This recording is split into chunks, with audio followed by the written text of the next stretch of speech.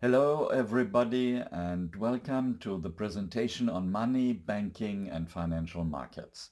My name is Peter Wahl and I'm working with WEED, World Economy, Ecology and Development Association, a small think tank based in Berlin.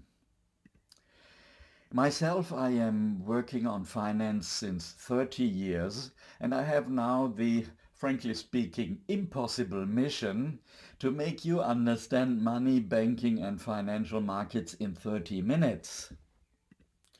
This means, of course, that we can only look into some very basic elements of the very complex financial system. I will deal with the following chapters. First of all, these basic categories, money, bank and credit. Secondly, a glance on some basic mechanisms of financial markets, some consequences for society in the third chapter, and finally I'll talk about the linkage between finance and the present corona crisis. Chapter 1. What is money? Money can take very different forms and shapes. Here, for instance, you have a shell which has served in some societies as money and currency. In Japan of the 14th century, rice has played the role of money. And in post-war Germany, before the establishment of the Deutschmark, cigarettes were on the black markets the big currency. Here you have a coin, which of course is for our present understanding the basic form of money, and the bill, a sheet of paper with some figures and pictures and a short text on it. It's still the core of our daily life understanding of money. And in modern times, of course, you have some new forms, virtual money, which exists only in digital forms as bank money and central bank money, or as a private currency in form of Bitcoin, for example.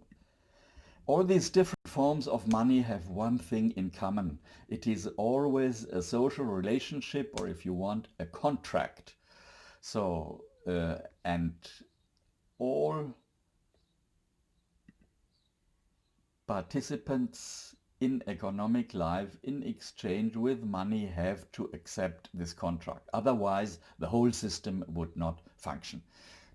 To make it in a simple example, if you go now to McDonald's, you want to buy and to get a Big Mac with a Coke, you can be sure that if you take 10 euro with you and present it there at the cashier, you will get your Big Mac and your Coke. This is the contractual character of money.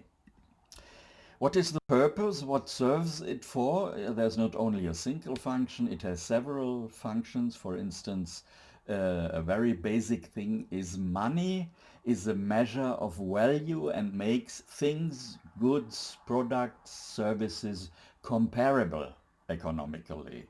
To give you an example, with your 10 euros and the Big Mac and the Coke, you can also go to the railway station and buy a railway ticket for 10 euro from Vienna to Graz. This means that the value of the trip to Graz and the Big Mac and the Coke have the same value. It makes things comparable, and this is extremely important if you are planning to produce a product, to buy a product, or to sell a product. Then, of course, the daily life understanding of money as a means of exchange and payment. And a third very important role of money is it can be used to store wealth. Example, if you don't need all your monthly revenue, your salary, and you can save, let me say, every month 500 euro, and you put it to the bank or under your bed, after 10 years you have 10,000 euro, and you can buy with this amount a house or something equivalent. And in modern times, money has become a tradable good. like, for instance, our Big Mac or the trip to Graz. There are institutions, banks and funds that are trading currencies, money. This means trading dollars against Swiss francs or yen against euro and so on and so forth. So you can see money can take multiple economic functions, and of course, not to forget, all this has extra economic importance, an extra instrument, for instance, of power. You can buy a TV broadcasting station or a newspaper if you have enough money. If you are poor, of course, you cannot. And you, in a corrupt political system, you can buy an MP or you can buy an entire party. And many other good, nice, and many ugly things can be done with money. So, what is a... First of all, a bank is providing a payment system. A payment system for the individuals and for the entire economy. To give you an example, if you want to pay the rent of your flat, you must not go every month to the owner and hand him over 500 euros for your flat. No, this happens much easier and safer through the payment system and account on a bank. The second function of banks is the deposit function. Instead of putting your savings under your bed, it is better and safer to put it on a bank account. So this is the deposit function. In former times you even received interest for that, 3, 4, 5%. Today with the zero interest rate times, unfortunately, you get nothing anymore. The third extremely important function of a bank is the credit system. It gives credit, it gives loans, we'll come back to that. And this is done between other financial actors. For instance, client 2 in our picture puts his money into the bank, and client 1 takes the money in a credit in order to invest in a business, for instance, or in order to buy a consumer good. And finally, banks today have further roles to play, or play further roles. They trade securities, shares, derivatives, bonds, either for their clients or for themselves. They are, so to say, themselves interested parties in such business like the trade of securities. We have been talking about credit as an extremely important function of banks.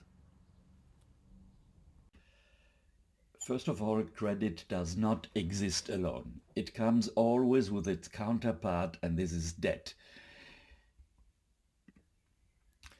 This is a very basic principle that you always have to take into consideration if you talk about credit and debt.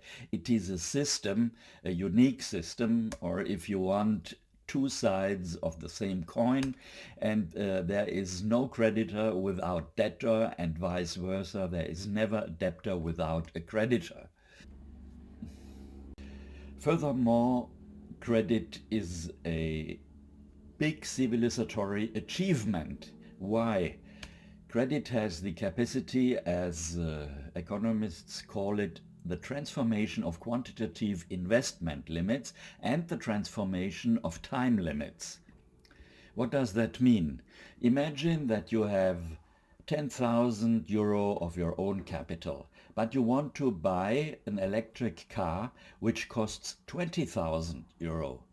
But you don't have this 20,000, and in that case you cannot afford the electric car. Or you wait for 2, 3, 4, 5 years and you accumulate your savings until you have 20,000, and then you could buy. But with the credit, You go to the bank and get a credit. With such a credit, you can immediately, and not only in some years, buy the car, and you can buy it although you only have half of the money that is necessary to get this car. This means transformation of quantitative and time limits of investment, and it is essential for any modern economy which could not exist without that. It allows an intensification and an acceleration of economic and social development. However, like many other things, good things, there are also certain risks coming with the credit, loan and debt system. First of all, over-indebtedness, just like a medicament or pills. If you take too much, that's not good for your health. And if you take too much loans and you cannot pay them back, or you get problem during the period of paying back, then you run into a problem and go bankrupt. A second issue that is relevant is the asymmetric relations between the creditor and between the debtor. In our example of the electric car, imagine after 1 year you lose your job, you cannot pay anymore back your credit of 10,000 euro. In that case, the bank has the right to seize a part of your salary or of your assets if you own a house or something like that. In former times, such a situation of insolvency even led to slavery. Persons were enslaved when they could not pay anymore the loans. Fortunately, this doesn't exist anymore today, except for perhaps in some regions of the world. This configuration of creditor and debtor can, of course, be changed to its contrary, and the dependency of the debtor towards the creditor can be changed into the dependency of the creditor towards the debtor. This is the case, for instance, if a bank is too big to fail, because if it would fail, if it would go bankrupt, this would affect the entire economic system and create perhaps an economic and financial crisis. Linked to that is a further phenomenon which is very much due to the interconnectedness of the financial system. Today, even globally, banks and other financial institutions are working very closely together and have a lot of interconnections. So if one is failing, if one is going bankrupt, this may have as an effect that the next one is also falling. You have a chain reaction, you have a kind of contagion, as we see it now with the pandemic. So default and bankruptcy and crush are risks of the credit, loan and debt system. To conclude, debt is not bad per se. There is good debt and bad debt depending on how it is handled and depending on the circumstances. So let's come to the next chapter, to financial markets and some of their mechanisms. First of all, financial markets are markets. So this means that you find there the same mechanisms as you find on other markets. For instance, the relationship between offer and demand and the price. In a market like here, if you have too big offer, too many potatoes or apples on the market, then the prices go down. And vice versa, if the demand is greater than the offer, if more people want apples and potatoes than are available, then the prices go up. You find these mechanisms also in financial markets, and I will not go into them, but I will focus now on those mechanisms which are different, that you don't find normally on a real economy market of potatoes or machinery or cars or whatever. The first difference, of course, is that the products that are traded on financial markets are not potatoes and apples, but credit markets are one of the sub-markets. Securities are traded like bonds, derivatives, and of course currency, as mentioned already before, that money becomes a tradable good, are traded on financial markets. And all these different markets have turned into a common integrated global financial market.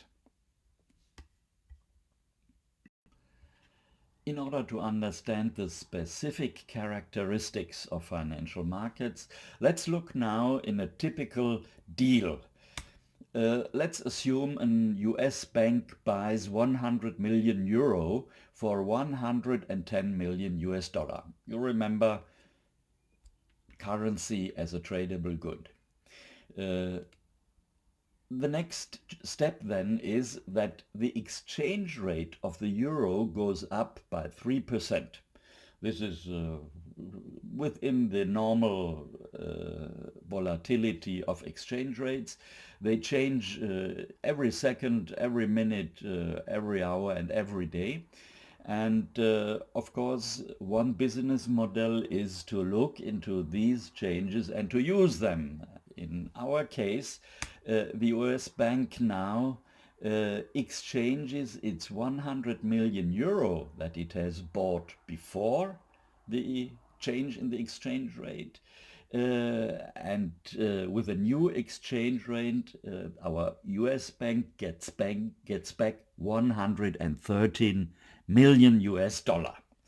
So the profit in this business, which might happen within a minute or 2 minutes or an hour or a day, is 3 million US dollar. The basic logic that is behind is that this type of deal is in essence a bet on changes in asset prices. You don't make profit by producing something, you only speculate that in the future, in 1 second, in 1 minute, in 1 hour or in 1 day, the exchange rate between dollar and euro is changing and you can use this difference for your deal.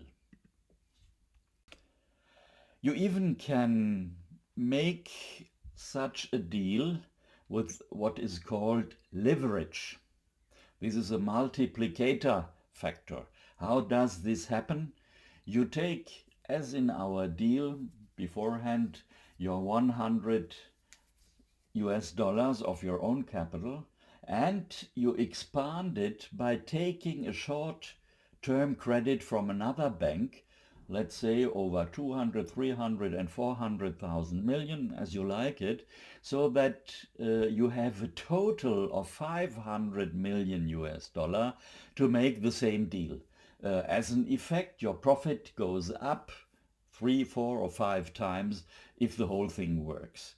But of course, if your expectation comes not true, you make a big loss. So you see, leverage is a multiplicator of profits and it can also be a multiplicator of losses, a multiplicator of risks. It is a very good example on the stability risks, on the systemic stability risks with this type of speculative deals. Let's come to another very interesting mechanism of financial markets, the derivatives. The word derivative comes from Latin and means derivare, something comes from something else. What this means you will understand now from the example that we are showing.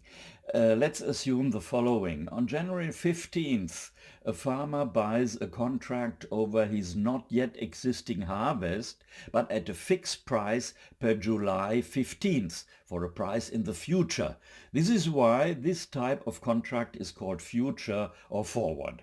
His counterpart in this deal is a specialized trader in derivatives. Now comes the second stage in that mechanism. It's now July, the harvest has come out, but in general it was poorer than usual. Also other farmers have produced less potatoes or rice or whatever. Hence the price went up because there were now less offer, more demand, and the price go up. The derivative trader is happy with that because he makes an extra profit. The prices have went up, and when now the harvest is sold, he gets more money. As for the farmer, he gets his price as agreed in January. The whole deal for him was a kind of insurance or a warranty for his price. And so both sides are happy. However, the whole thing can also turn out in another way, and the harvest was better. All farmers have got more potatoes, more rice, and hence the prices go down. The farmer is happy because for him nothing has changed.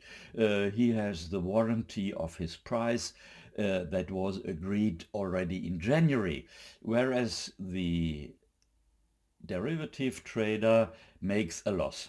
But don't worry about the derivative trader. This was not the only deal he was making. He has made a lot of deals, and among them those who were positive for them, so he can compensate for his loss. What we can see here again is this basic logic of the bet on the future. In that case, it is the derivative trader which takes completely the risk of the whole bet, whereas the farmer has no problems. Derivatives are the basic type,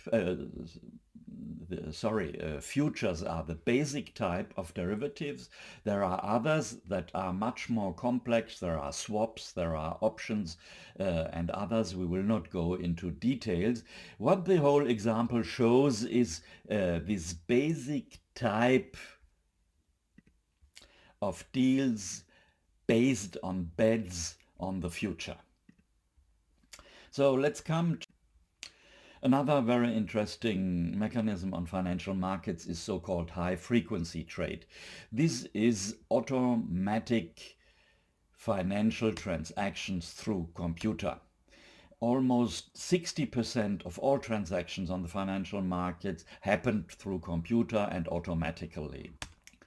The difference to the traditional trade of this computerized trade is that it happens in nanoseconds. Deals are not, as with our farmer and our derivative trader, something that happens in a talk during an hour to sign the contract and to discuss about it. No, it happens automatically in nanoseconds. Secondly, this happens not during office hours only, but during 24 hours, day and night, and it happens with all financial places worldwide that are interconnected with computers with each other. Of course, there is a high risk that if something goes wrong in that system, the loss of control is catastrophic. So here we have another element that makes systemic instability of financial markets increase considerably. To conclude this chapter, I want to say that the bulk of all deals on financial markets is financial speculation and is not linked to activities with real economy. Here is an interesting figure. There is per workday $5 trillion of transactions on the global markets, and less than 2% of all these transactions are linked to foreign direct investment, this means to real economy, and 10% are hedging, this is a kind of insurance of transactions, and to arbitrage, a special type of deal which we can discuss about later on. And the rest of all that is pure financial speculation. This is a basic feature of the contemporary financial system, and the most important economist of the last century, Keynes, has called this system casino capitalism. Here is a quote of one of his works: "Speculators may do not harm as bubbles on a steady stream of enterprise, but the position is serious when enterprise becomes the bubble on a whirlpool of speculation. When the capital development of a country becomes a byproduct of the activities of a casino, the job is likely to be ill done." So this general characterism of casino capitalism has become true very much in the 90s and the following decade until to the financial crash in 2008. Next chapter, some consequences of this casino type of capitalism. There is a loss of control, as we have seen in 2008, by financial actors, by the bankers themselves, by supervisors, by finance ministers, by rating agencies, and so on and so forth. It is an expression of the systemic instability of this type of financial system. The costs then have to be borne by taxpayers. The bailout of the banks after 2008 was 4.4 trillion over the world. This means at the same time an increase in public debt, and public debt creates, of course, a pressure towards austerity. There is an underinvestment in public goods, and there is a social polarization. The rich get richer and the poor get poorer through this type of casino capitalism. And one side effect is also a certain erosion of democracy. Here is a quote from the former CEO of the Deutsche Bank, Breuer, who wrote that today investors must not follow anymore the directives of governments, but governments have to follow investors. Okay, and all this taken together leads to political instability. It is not by chance that after the crash of 2008 in many European countries the extreme right and populist forces had increasing success. I would not say that this was the only reason, but in fact democracy and political systems are affected by this type of financial system. To conclude, there is a need for far-reaching reforms of finance in the interest of society. There have been some reforms after 2008, but they were not sufficient. And secondly, what is very worrying, in particular since the Trump administration came to government, many of these reforms are cancelled, and we see a return to the system before the crisis of 2008. Now at the end, some remarks on finance and the COVID-19 crisis. First of all, one must say that by now, beginning of July 2020, financial markets are rather disconnected from the economic crisis provoked by the pandemia. If you look at the indices of the DAX, of the Dow Jones and the others, you will see that financial markets are not impressed at all by the overall crisis. However, this might change in future, and in case of major insolvencies in the real economy, with respected credit defaults, banks too will have major problems. A second dimension of the linkage between finance and the pandemia comes from the rescue packages. These packages are to a large extent financed through loans from the markets, so from the private sector, from the banks. An example is the 500 billion loan that the EU Commission wants to take from the banks in order to finance its recovery plan. This means, of course, profits for the banks because they will not give these loans without being paid for through interest rates. And this, of course, increases the dependency of public finance from financial markets. This does not mean that the balance of power between creditor and debtor. Remember what I have said about this issue beforehand. This does not mean that the balance of power is already shifted in favor of the banks, but this might happen in the future. And even if it does not happen, the whole development leads to pressure for politics to maintain stability. If banks become too important to fail, they will be bailed out again in case if there are bankruptcy of banks or of a series of banks. This whole trend goes towards a financial state capitalism, towards a respective dependency between the financial sector and the public finance, which in the long run is very insane and constitutes a kind of vicious circle. To conclude, finance is heading towards more uncertainty, it's heading towards more instability, and it's heading to more and to new risks. In particular, there is a risk of a new financial crisis in addition to the already existing economic crisis as a result of the pandemia. So at the end, let's hope that this risk does not materialize, that the financial sector remains stable,